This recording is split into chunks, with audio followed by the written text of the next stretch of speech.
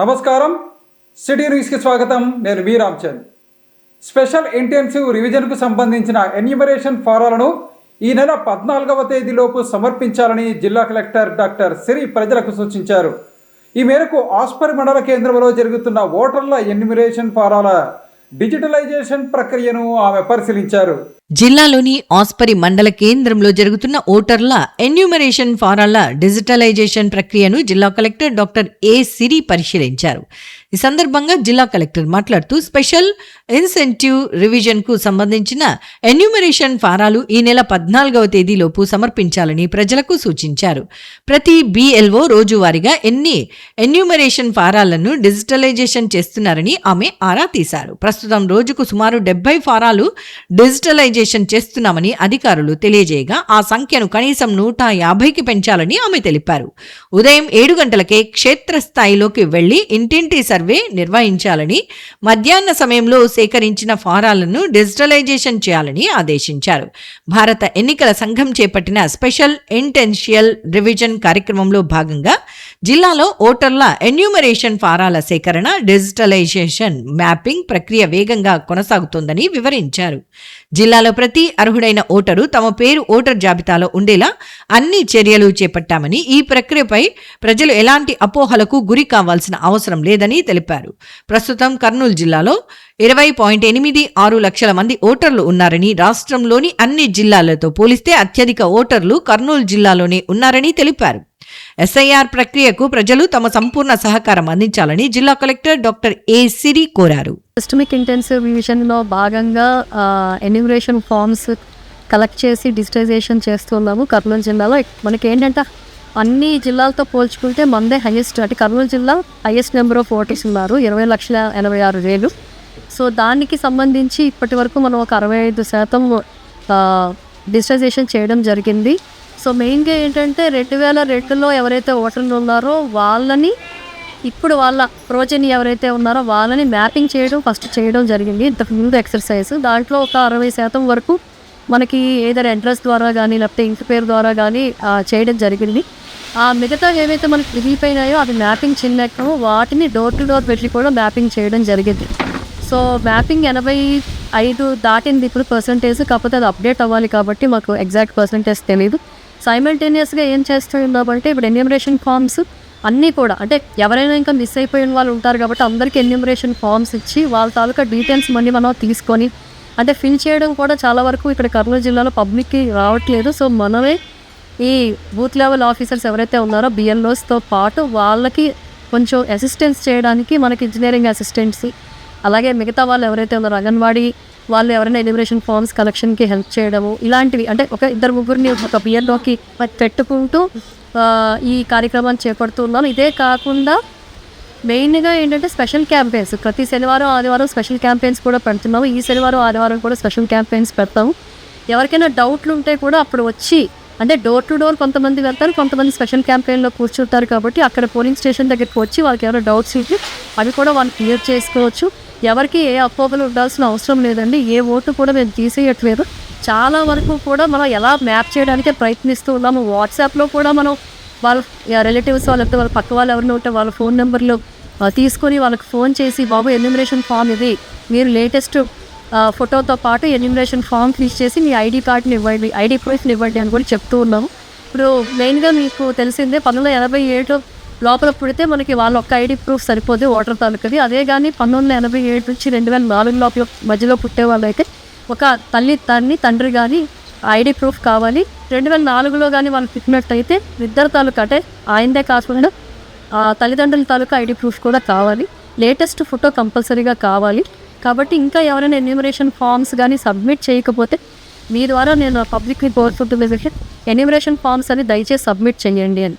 ఒకవేళ enumeration form రాకపోతే మేము ఎలాగో డ్రాఫ్ట్ ఎలక్ట్రానిక్ పబ్లిష్ చేస్తాము. ప్లస్ ఎవరైతే లేరో వాళ్ళకి నోటీస్ ఇస్తాము.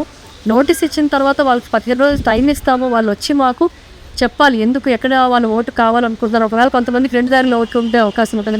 రెండో దగ్గర ఎక్కడైతే వాళ్ళు అవసరం లేదో అక్కడ ఓటు తీసేస్తాం. సో ఎక్కడ వాళ్ళకి చాయిస్ ఉంటుంది, ఎక్కడ వాళ్ళు ఓటు వేసుకోవాలనుకుంటున్నారో. కాబట్టి అది కూడా అడిగి మేము క్లియర్గా తెలుసుకోవడం జరుగుతుంది. వాళ్ళకి హీరింగ్ చేసిన తర్వాత ఆ కేసుని అప్పుడు మళ్ళీ వాళ్ళకి స్పీకింగ్ ఆర్డర్ ఇచ్చి అప్పుడు మేము ఆ ఓటుని తీయాలా ఉంచాలా అనేది డిసైడ్ చేస్తాం. కాబట్టి ఇది పెద్ద ప్రొసీజర్ అండి. కాబట్టి వీలైనంత వరకు మ్యాక్సిమం అందరికీ కూడా ఎన్యూమరేషన్ ఫామ్స్ తిరిగి కలెక్ట్ చేసుకునే ప్రయత్నమే చేస్తున్నాము. ఎందుకంటే అది ఈజీ. ఎన్యూమరేషన్ ఫామ్స్ ఎవరైతే ఇవ్వలేదో వాళ్ళందరికీ మళ్ళీ ఇప్పుడు నేను చెప్పిన ప్రొసీజర్ అంతా ఫాలో అవ్వాల్సిన అవసరం ఉంది. కాబట్టి ఇప్పుడు మెయిన్గా పబ్లిక్ ఏంటంటే ఎన్యూమరేషన్ ఫామ్స్ దయచేసి ఇంకా ఎవరికైనా రాకపోతే తీసుకోండి. ఎందుకంటే 98%, 99% పైన డిస్ట్రిబ్యూషన్ అయితే అయిపోయింది. కాకపోతే కొన్ని దాంట్లో డోర్ లాక్డ్ ఉంటాయి, మేము డోర్ లోపల వేస్తాం. సో అలాగే ఏమైనా ఉంటే మీరు ఫిల్ చేసి మాకు లేటెస్ట్ ఫోటోతో ఐడి ప్రూఫ్స్తో ఇస్తే మన పని ఈజీ అవుతుంది. 14వ తేదీ కల్లా ఈ కార్యక్రమం ముగుస్తుంది. కాబట్టి అంటే మళ్ళీ మనం కంటిన్యూస్ అప్డేషన్ చేసుకుంటాం. ఇది కంటిన్యూస్ ప్రాసెస్. కాకపోతే ప్రస్తుతానికి ఎన్యూమరేషన్ ఫామ్స్ కలెక్షన్ మాత్రం 14వ తేదీ వరకు మనం కలెక్ట్ చేసి డిజిటైజ్ చేసే ప్రాసెస్ ఉంది. కాబట్టి అందరూ ఇవ్వాలని చెప్పుకోవచ్చు. ప్రభుత్వ సాంఘిక సంక్షేమ శాఖ వసతి గృహాలలో విద్యార్థులకు ఎలాంటి అసౌకర్యాలు లేకుండా అవసరమైన చర్యలు తీసుకోవాలని జిల్లా కలెక్టర్ డాక్టర్ సిరి ఆదేశించారు. ఈ మేరకు ఆస్పరి మండల కేంద్రంలో ఉన్న ప్రభుత్వ సాంఘిక సంక్షేమ శాఖ వసతి గృహాన్ని ఆమె పరిశీలించారు. జిల్లాలోని ఆస్పరి మండల కేంద్రంలోని ప్రభుత్వ బాలుర వసతి గృహంను కలెక్టర్ డాక్టర్ ఏ సిరి ఆకస్మిక తనిఖీ చేశారు. ఈ సందర్భంగా కలెక్టర్ ప్రభుత్వ బాలుర వసతి గృహంను పరిశీలిస్తూ టాయిలెట్ మరమ్మతుల పనులు ఎంతవరకు వచ్చాయని అడిగి తెలుసుకున్నారు. ఇక్కడ ఎంతమంది విద్యార్థులు ఉన్నారు, వారికి ఎన్ని రూమ్లు ఉన్నాయని కలెక్టర్ సంబంధిత సిబ్బందిని అడిగి తెలుసుకున్నారు. విద్యార్థులు ఉండే రూమ్లు ఏ విధంగా ఉన్నాయి, లైట్లు, ఫ్యాన్లు ఏ విధంగా పనిచేస్తున్నాయని కలెక్టర్ స్వయంగా పరిశీలించారు. రూమ్లు శుభ్రంగా ఉంచే విధంగా చర్యలు తీసుకోవాలని, లైట్లు, ఫ్యాన్లు పనిచేయకపోతే వెంటనే మరమ్మతులు చేయించే విధంగా చర్యలు తీసుకోవాలని కలెక్టర్ సంబంధిత వసతి గృహ అధికారిని ఆదేశించారు. విద్యార్థుల రూమ్లలో ఉండే విండోలకు మెష్ చినిగిపోవటం గమనించిన కలెక్టర్ అన్ని సాంఘిక సంక్షేమ వసతి గృహాలలో కొత్త మెష్లు వేయించాం కదా, ఇక్కడ ఇలా ఉన్నా ఏంటి అని కలెక్టర్ ఎస్సీ సంక్షేమ సాధికారత అధికారిని ప్రశ్నించారు. వారం రోజుల్లో సాంఘిక సంక్షేమ వసతి గృహాలు అన్నింటిలో మెష్ మరమ్మతులను చేసే విధంగా చర్యలు తీసుకోవాలని, లేని ఎడల చర్యలు తీసుకుంటానని కలెక్టర్ ఎస్సీ సంక్షేమ సాధికారత అధికారిని హెచ్చరించారు. పిల్లల ఆరోగ్యం తనకు చాలా ముఖ్యమని, వసతి గృహాల పిల్లలను సొంత పిల్లల్లా భావించి సంరక్షించడం మన బాధ్యత అని కలెక్టర్ తెలిపారు. ఇటువంటివి పునరావృతమైతే సంబంధిత అధికారుల మీద కఠినమైన చర్యలు తీసుకుంటామని కలెక్టర్ హెచ్చరించారు. పిల్లలు త్రాగే నీరు ఎలా ఉందని కలెక్టర్ స్వయంగా నీటిని త్రాగి సంతృప్తి వ్యక్తం చేశారు. పెండింగ్ లో ఉన్న వసతి గృహాలకు ఆర్ఓ వాటర్ ప్లాంట్ ఎప్పుడు వస్తాయని కలెక్టర్ ఎస్సీ సంక్షేమ శాఖ సాధికారిత అధికారిని అడిగి తెలుసుకున్నారు. అనంతరం కిచెన్ గదిలోని ఆయిల్, రసం తదితర ప్యాకెట్లను పరిశీలిస్తూ సంబంధిత ప్యాకెట్ల గడువు ముగియక ముందే వాటిని ఉపయోగించే విధంగా చర్యలు తీసుకోవాలని చెప్పారు.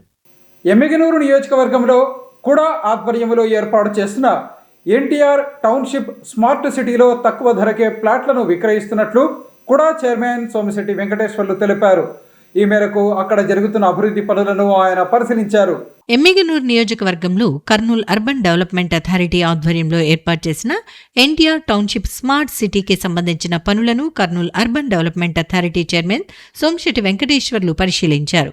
ఈ సందర్భంగా ఆయన మాట్లాడుతూ ఎమ్మిగనూరులో కూడా ఆధ్వర్యంలో ప్రజలకు తక్కువ ధరలకే ఇళ్ల స్థలాలను ఇచ్చేందుకు వీలుగా Kurnool urban development authority NTR township smart సిటీకి శ్రీకారం చుట్టిందని చెప్పారు.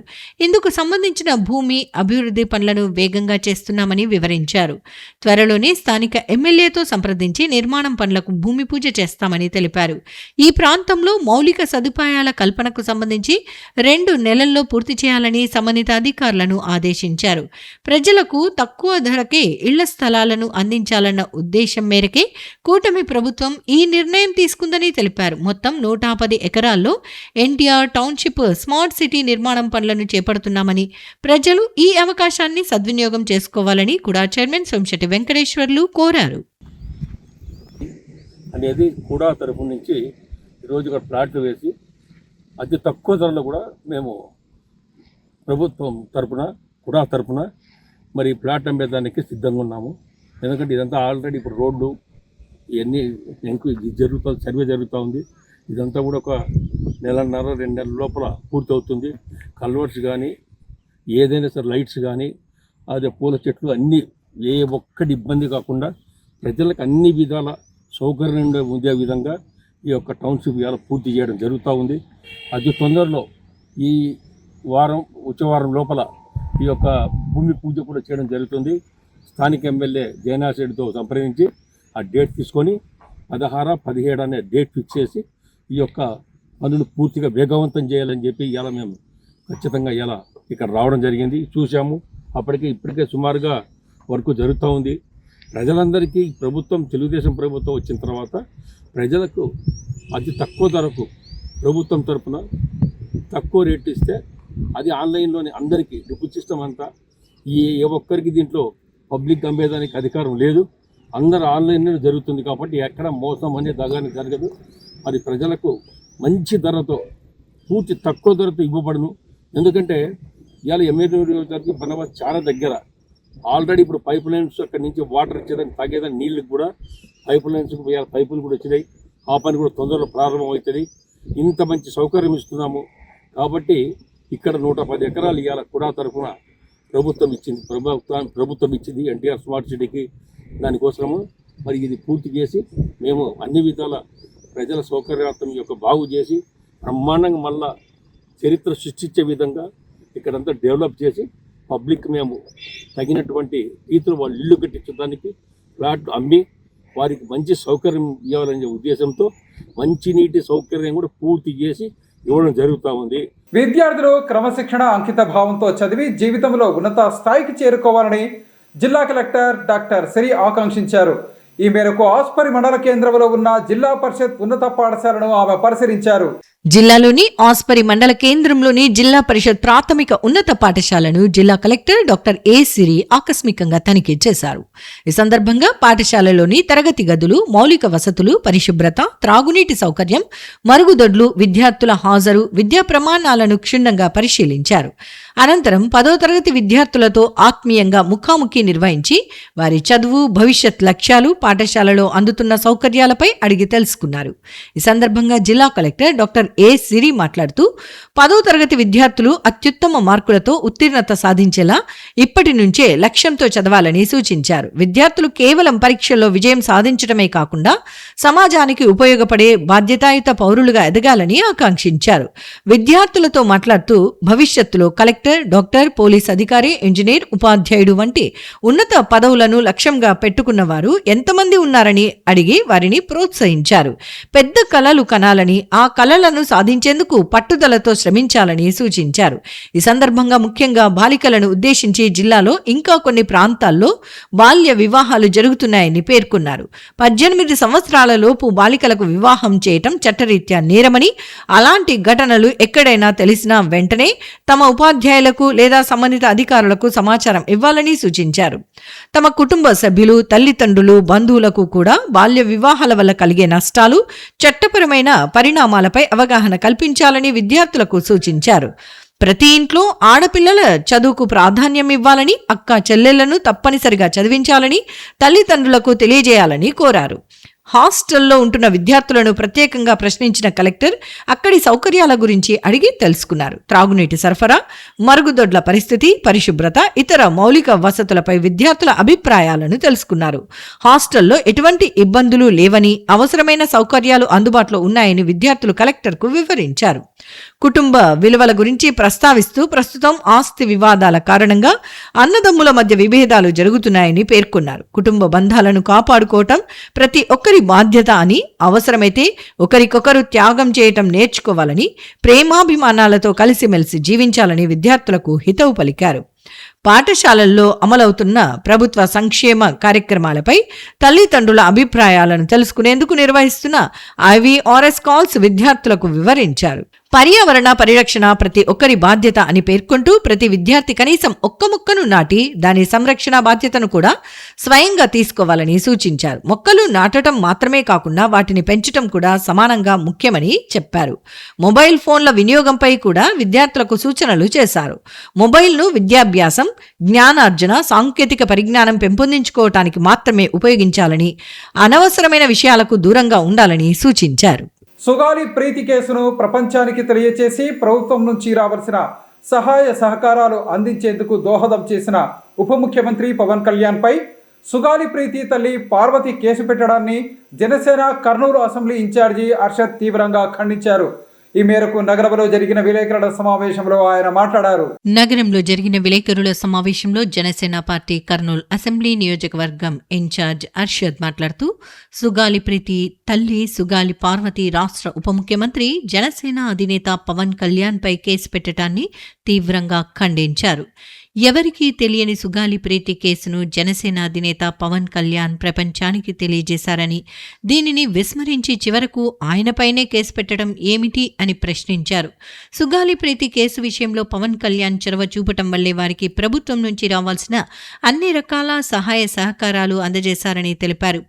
ఇదే క్రమంలో సుగాలి ప్రీతి కేసుకు సంబంధించి సాక్ష్యాధారాలను పూర్తిగా చెరిపివేశారని, గతంలో సుగాలి ప్రీతి తల్లి సుగాలి పార్వతి ముఖ్యమంత్రి వైఎస్ జగన్పై చేసిన విమర్శలను ఆయన గుర్తు చేశారు. అలాంటి వైఎస్ జగన్పై ఎలాంటి కేసు పెట్టని సుగాలి పార్వతి తనకు సహాయంగా అండగా నిలిచిన ఉప ముఖ్యమంత్రి పవన్ కళ్యాణ్ పై కేసు పెట్టడాన్ని ప్రతి ఒక్కరూ ఖండిస్తున్నారని అన్నారు. ఇప్పటికైనా సుగాలి ప్రీతి తల్లి సుగాలి పార్వతి ఉప ముఖ్యమంత్రి పవన్ కళ్యాణ్ పై చేస్తున్న విమర్శలను విరమించుకోవాలని కోరారు. గత 2-3 రోజులుగా సుగాలి ప్రీతి గారి తల్లి గారు అయినటువంటి శ్రీమతి పార్వతీదేవి గారు చేస్తున్నటువంటి నాటకాల్ని, డ్రామాల్ని హాస్యాస్పదంగా, చాలా దుర్మార్గంగా ఈరోజు రాష్ట్ర వ్యాప్తంగా ఆమె గురించి ఏ విధంగా మాట్లాడుకుంటున్నారంటే, తల్లి కనీసం నీకు ఇంగిత జ్ఞానం ఉందా? ఆ రోజు ఏమన్నావు, ఈరోజు ఏం మాట్లాడుతున్నావు? దుర్మార్గుడు జగన్మోహన్ రెడ్డి అన్నావు. సుగాలి ప్రీతి కేసులో సాక్ష్యాధారాలని పూర్తిగా ధ్వంసం చేసింది జగన్ గవర్నమెంట్ అన్నావు. ఈరోజు వాళ్ళ పంచన చేరి ఈరోజు మాట్లాడుతున్నాం. పవన్ కళ్యాణ్ గారి మీద ఇంకో అడుగు ముందు చేసి, ఇది ఒక ఎలా ఉంటుందంటే, ఒక సీరియల్లో ఒక భాగంగా మొదట ఈ విధంగా, తర్వాత ఇంకో ఎపిసోడ్లో ఈ విధంగా, ఇంకొక ఎపిసోడ్లో ఈ విధంగా అనేసి ఈరోజు క్లైమాక్స్ చేరి సాక్షాత్తు మా పార్టీ అధ్యక్షులైనటువంటి పవన్ కళ్యాణ్ గారిపైనే ఈరోజు దుష్ప్రచారానికి తెరలేపే విధంగా ఈరోజు ఒక హాస్యాస్పద రీతిలో ఈరోజు గన్నవరం పోలీస్ స్టేషన్లో నువ్వు మా అధ్యక్షుడి గారిపైనే కేసు పెడుతున్నావు. తల్లి, నువ్వు చెప్పావు, నీ మాటలే, నువ్వే చెప్పావు, నీ నోటి నుండి వెళ్ళబడిన మాటలే. ఏమన్నావు? అన్నా నా కుంటి కాలుతో, అన్నా నా కుంటి కాలుతో పోతూ పోతూ దేకుకుంటా పోతూ పోతూ కర్నూలు జిల్లాలో ప్రతి నాయకుడి ఇంటికి, ప్రతి ఒక్కరి గడపకు వెళ్తే కూడా నా సుగాలి ప్రీతి కేసు ఈ రోజు వరకు కూడా కర్నూలు జిల్లా దాటలేదన్నా అన్నావు. అటువంటిది మీరు ఈ రోజు వచ్చేసి ఇంత గొప్పగా ర్యాలీ చేశారు. పవన్ కళ్యాణ్ గారు చాలా గొప్పగా ర్యాలీ చేశారు అన్నా.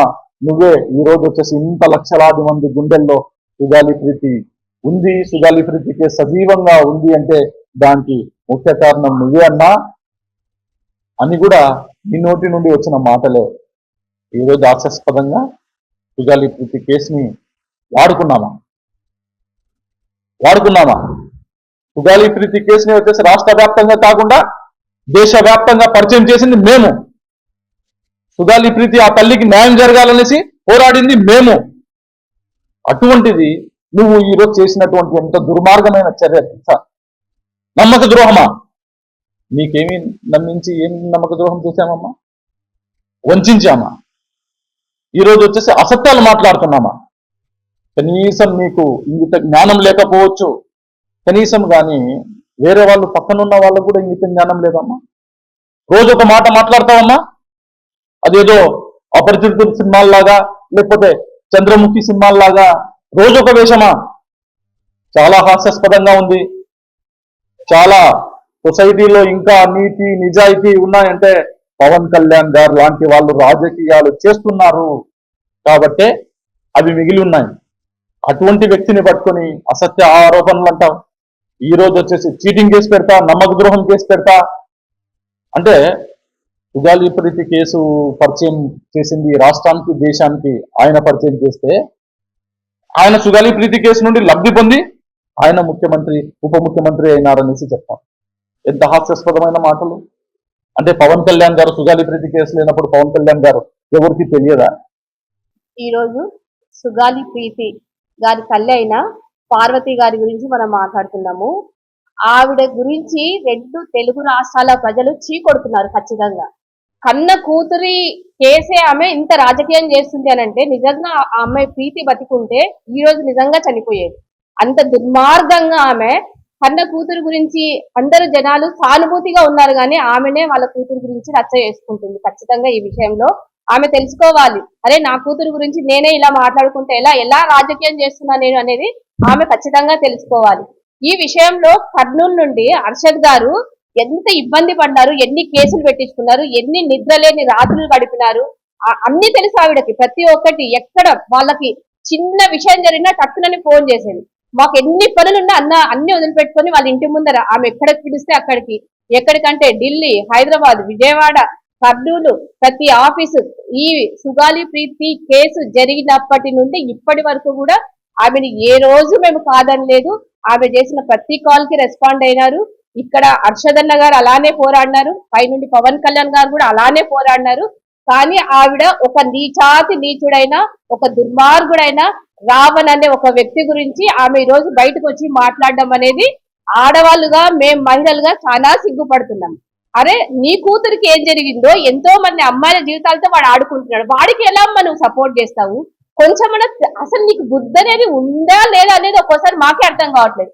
చిన్నారి సుగాలి ప్రీతి చనిపోయినప్పుడు నుంచి 2017లో పాప చనిపోతే 2019లో మా అధినేత పవన్ కళ్యాణ్ గారి దగ్గరికి ఈ విషయం తీసుకొని వెళ్ళిన మా జనసేన నాయకులు పవన్ కళ్యాణ్ దగ్గర ఈ విషయం వివరించిన వెంటనే మా జనసేన అధినాయకులు స్పందించి ఇమ్మీడియట్ గా జగన్ గారిని 2019లో గత ప్రభుత్వం కాదండి, ఈ ప్రభుత్వం అని కాదు, ఇప్పుడు ఏ ప్రభుత్వం అయితే అధికారంలో ఉందో జగన్ గారికి నేను ప్రత్యేకంగా విన్నవించుకుంటున్నానండి, ఈ తల్లికి న్యాయం జరిగేలాగా చూడండి అని రిక్వెస్ట్ చేశారండి. అక్కడ ఉన్నది ఏ ప్రభుత్వం అని చూడలేదు. అప్పుడు ప్రస్తుతం జగన్ గారి ప్రభుత్వం ఉంది కాబట్టి ఆ ప్రభుత్వంని మా నాయకులు రిక్వెస్ట్ చేశారు న్యాయం జరిగేలాగా చూడండి అని చెప్పి. తర్వాత కూడా ఎవరు స్పందించలేదండి. ఆవిడ కోసం ఒక్కరు కూడా స్పందించలేదు. అప్పుడు వెంటనే మా జనసేన అధినాయకులు పవన్ కళ్యాణ్ గారు 2020 ఫిబ్రవరిలో ఒక రోజు ముందుగా అనౌన్స్ చేసి నెక్స్ట్ డే కంటే కర్నూలులో ఇక్కడ ఉన్నారండి. కళ్యాణ్ గారు వచ్చిన వెంటనే 2 లక్షల మంది జనం ప్రీతికి సపోర్ట్ గా వచ్చి నిల్చున్నారు.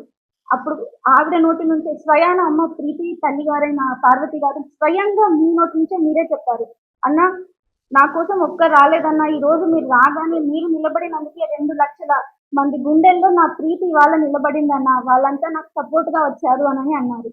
మాటలు మార్చడంలో ఊసరవెల్లిని మించిపోయారమ్మా మీరు. ప్రభుత్వ పథకాలను ప్రజలకు త్వరగా చేరవేసేందుకు సచివాలయ ఉద్యోగులు సిబ్బంది కృషి చేయాలని జిల్లా కలెక్టర్ డాక్టర్ సిరి ఆదేశించారు. ఈ మేరకు ఆస్పరి మండల కేంద్రంలో ఉన్న 1-2 సచివాలయాలను ఆమె ఆకస్మికంగా తనిఖీ చేశారు. జిల్లాలోని ఆస్పరి మండల కేంద్రంలోని గ్రామ సచివాలయం 1-2లను ఆకస్మిక తనిఖీ చేసి అక్కడ ఉన్న రైతులకు మిశ్రమ పంటల సాగు గురించి జిల్లా కలెక్టర్ డాక్టర్ ఏ సిరి అవగాహన కల్పించారు.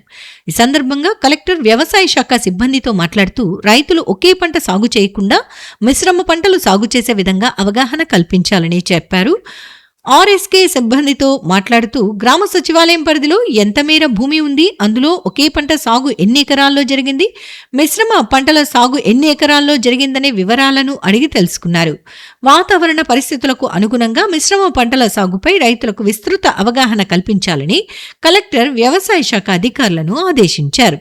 యూరియా ఎంత పంపిణీ చేశారు, వేరుశెనగ, కందుల విత్తనాలు ఎంత పంపిణీ చేశారనే వివరాలను కలెక్టర్ వ్యవసాయ శాఖ అధికారులను అడిగి తెలుసుకున్నారు. ఎల్నినో ప్రభావం వల్ల వర్షపాతం తగ్గే అవకాశాలపై రైతులకు స్పష్టమైన సమాచారం అందించి అందుకు అనుగుణంగా పంటల ఎంపిక, సాగు విధానాలపై రైతులకు మార్గనిర్దేశం చేయాలని కలెక్టర్ వ్యవసాయ అధికారులను ఆదేశించారు.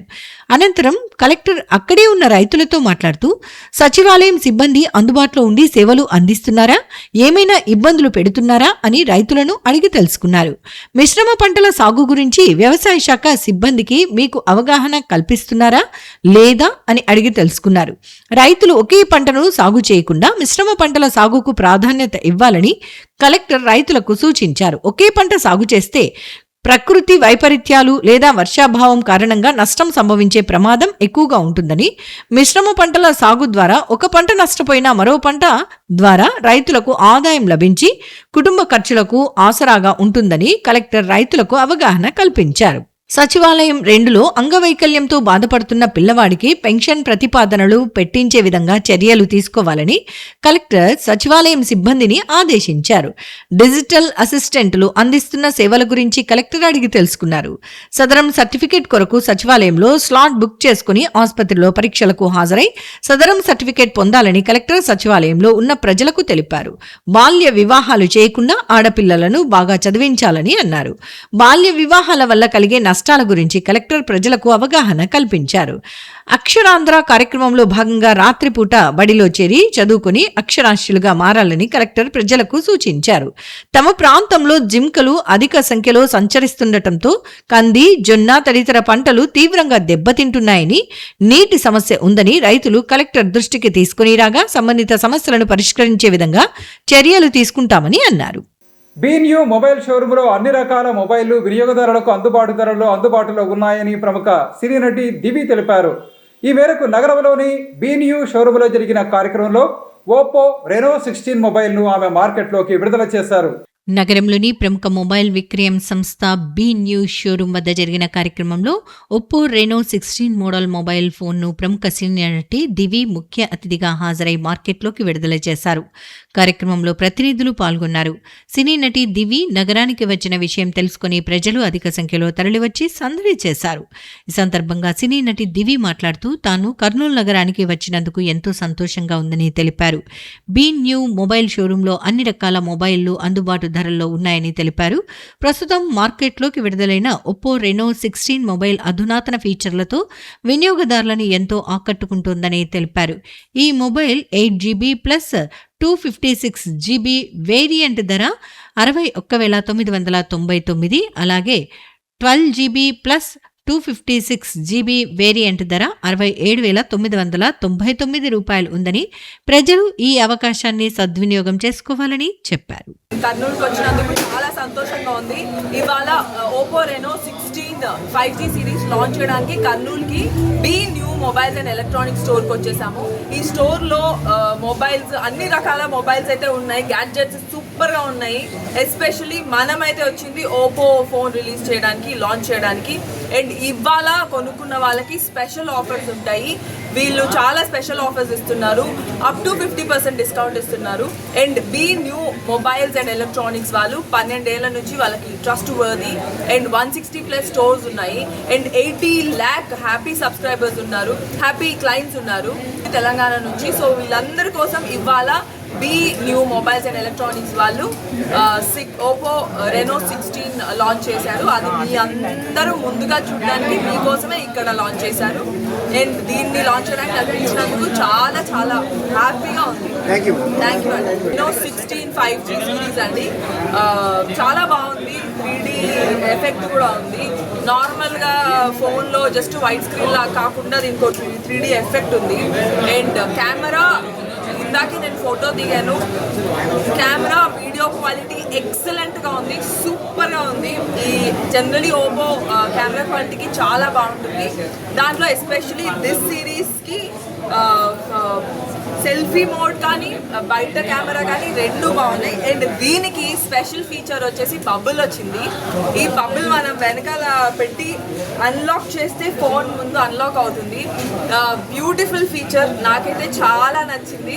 కారుణ్య నియామకాల కింద ఉద్యోగాలు పొందిన వారందరూ చిత్తశుద్ధితో ప్రజలకు సేవలు అందించాలని జిల్లా కలెక్టర్ డాక్టర్ సిరి ఆదేశించారు. ఈ మేరకు నగరంలోని తన కార్యాలయంలో జరిగిన కార్యక్రమంలో కారుణ్య నియామకాల కింద ఉద్యోగాలు పొందిన వారికి నియామక పత్రాలను అందజేశారు. నగరంలోని కలెక్టరేట్లో జిల్లాలోని 14 ప్రభుత్వ శాఖలకు చెందిన 23 మంది అర్హులైన అభ్యర్థులకు నియామక పత్రాలను జిల్లా కలెక్టర్ డాక్టర్ ఏ సిరి అందజేశారు.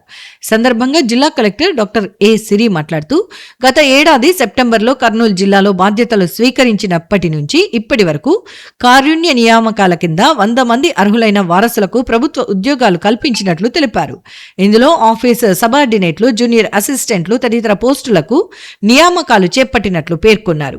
కారుణ్య నియామకాల్లో పూర్తి స్థాయి పారదర్శకత పాటిస్తూ సీనియారిటీ జాబితా, రోస్టర్ విధానం మరియు ప్రభుత్వ నిబంధనల ప్రకారమే నియామకాలు చేపడుతున్నామని తెలిపారు. మరో 20 మంది అర్హులకు కూడా త్వరలోనే నియామకాలు ఇచ్చేందుకు చర్యలు తీసుకుంటున్నామని కలెక్టర్ వెల్లడించారు. ఈ రోజు మొత్తం 23 మంది అభ్యర్థులకు నియామక పత్రాలు అందజేసినట్లు కలెక్టర్ తెలిపారు. ఇందులో రెవెన్యూ శాఖలో 4 మంది, ట్రెజరీ శాఖలో 1, మైన్స్ అండ్ జియాలజీ శాఖలో 1, ఎస్ఆర్బీసీ నంద్యాల విభాగంలో 2, గ్రామీణ నీటి సరఫరా శాఖలో 3, దేవాదాయ శాఖలో 2, ప్రజారోగ్య శాఖలో 1, కార్మిక శాఖలో 2, వ్యవసాయ శాఖలో 1, అటవీ శాఖలో 2, ఏపీ జిఎల్ఐలో 1, డోన్ ఐటీఐలో 1, స్టేట్ ఆడిట్ శాఖలో 1 నియామక పత్రాలు అందుకున్నారని చెప్పారు. వీరిలో 21 మందికి ఆఫీస్ సబార్డినేట్లు, 1కి వాచ్మెన్, 1కి స్వీపర్గా ఉద్యోగాలు ఇచ్చారు. నియామక పత్రాలు అందుకున్న అభ్యర్థులు జిల్లా కలెక్టర్కు కృతజ్ఞతలు తెలియజేస్తూ తమ కుటుంబాలకు ప్రభుత్వం అండగా నిలిచిందని ఆనందం వ్యక్తం చేశారు. ఇప్పటి వరకు అంటే లాస్ట్ సెప్టెంబర్లో ఇక్కడికి రావడం జరిగింది. లాస్ట్ సెప్టెంబర్ నుంచి ఇప్పటి వరకు ఒక 100 మందికి ప్రొఫెషనల్ అపాయింట్మెంట్ కింద ఉద్యోగాలు ఇవ్వడం జరిగింది. సో ఆఫీస్ అపార్ట్మెంట్స్ అవ్వచ్చు, జూనియర్ అసిస్టెంట్లు అవ్వచ్చు. మెయిన్గా ఏంటంటే ఇక్కడ సీనియారిటీ లిస్ట్ పట్టుకొని రాస్టర్లో ఫిక్స్ అయ్యే వాళ్ళందరికీ కూడా ఇక్కడ జాబ్ ఇవ్వడం జరుగుతుంది. కొత్త రాస్టర్ పాయింట్స్ చూడాల్సిన అవసరం ఉంది కాబట్టి కొంచెం డిలే అయింది ఇది. సో ఇంకొక 20 మందికి కూడా మనం ఇచ్చే అవకాశం ఉంది ఈ సందర్భంలో. మెయిన్గా చూసుకుంటే ఇవాళ ఒక 23 మందికి కంపెన్సేట్ అపాయింట్మెంట్ జాబ్స్ అంటే ఆర్డర్స్ ఇవ్వడం జరిగింది. సో రెవెన్యూలో అలాగే మనకి forest, RWS, treasury, endowment, labour, ఇంకా ఇలా చూసుకుంటే ఆల్మోస్ట్ 14 డిపార్ట్మెంట్స్లో ఉండే వాళ్ళందరికీ కూడా అంటే ఎవరైతే వాళ్ళ ప్రీవియస్ పేరెంట్స్ ఎవరైతే చనిపోయారో వాళ్ళ పిల్లలకి ఇవాళ కంపెన్సేట్ అపాయింట్మెంట్ ఇవ్వడం జరిగింది. సో అందరూ కూడా చాలా హ్యాపీగా ఫీల్ అయ్యారు. ఎందుకంటే 5 ఏళ్ల నుంచి కూడా వాళ్ళు ఆ జాబ్ కోసం వెయిట్ చేస్తూ ఉన్నారు. So today they felt so happy after receiving the proceedings. ఇవి ఈనాటి సిటీ న్యూస్. తిరిగి రేపు ప్రసారం అయ్యే సిటీ న్యూస్లో మళ్ళీ కలుసుకుందాం. అంతవరకు సెలవు. నమస్కారం.